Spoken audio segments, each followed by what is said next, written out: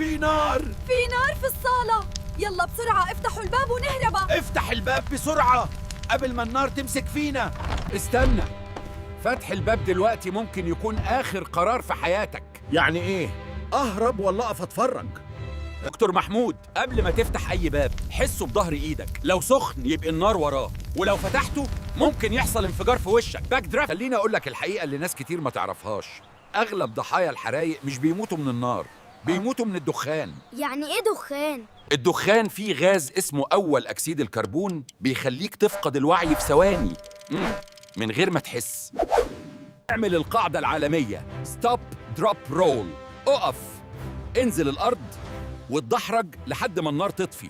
انا مش شايف حاجة، الدخان مالي المكان. اوعى تمشي وانت واقف، الدخان كله فوق، يعني انت بتستنشق السم مباشرة. انا مش شايف حاجة، الدخان مالي المكان. طيب نعمل ايه؟ ركز معايا، دي خطوات النجاة. انزل وازحف الهواء النظيف موجود تحت قريب من الأرض. يعني الأرض هتنقذنا. بالظبط، الأرض هي صديقك وقت الحريق. اعمل فلتر سريع، هات أي قماشة وبلها مية وحطها على بقك ومناخيرك. دي هتفرق فعلا، بتبرد الهواء. بتبرد الهواء وبتقلل كمية الدخان اللي تدخل صدرك.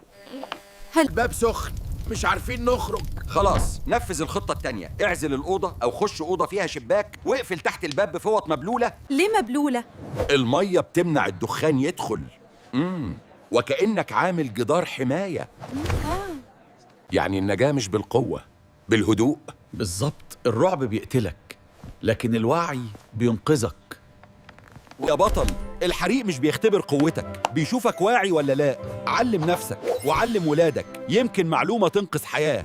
اعمل سيف للفيديو وابعته لكل اللي بتحبهم. الثواني دي بتفرق بين الحياة والموت.